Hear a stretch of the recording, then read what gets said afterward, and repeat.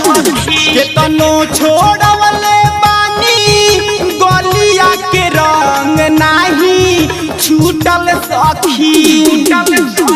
केतनो छोड़वले बानी गलिया के रंग नाही छूटल सखी। तगारी देता मोर साजना वहाँ ए हो सखी। तगारी देता मोर बलम वहाँ ए हो सखी। केतनो छोड़वले बानी गलिया के रंग नाही छूटल सखी। तगारी देता मोर बलम वहाँ ए हो सखी। तगारी देता मोर साजना वहाँ ए हो सखी। का कहूँ DJ Ram Parvesh Bhopal DJ Ram Parvesh Bhopal recording by RRT digital DJ Ram Parvesh छोड़ा डीजे राम परवेश भोपाल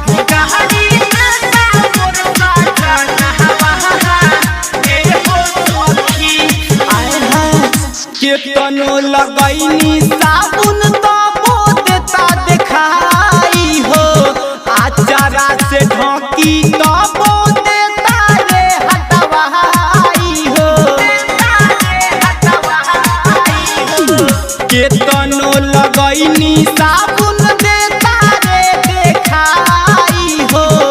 आचारा से ढकी तबो देता रे हटवाई हो। कब से हम माथा धके सुन झकीले ए हो सखी। तगारी देता मोर साजना वहाँ ए हो सखी। तगारी देता मोर बलमुआ ए हो सखी। मारू भइले DJ Ram Parvesh Bhopal DJ Ram Parvesh Bhopal DJ Ram Parvesh Bhopal recording by RRT digital recording studio छोड़ा।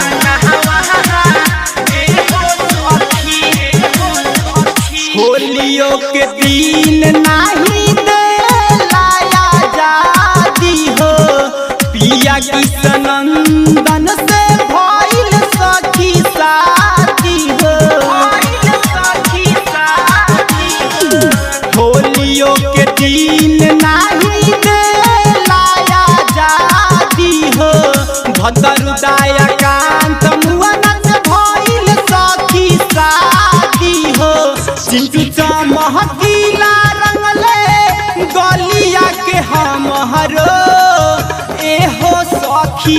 तगारी देता मोर साजना वहाँ ए हो सखी।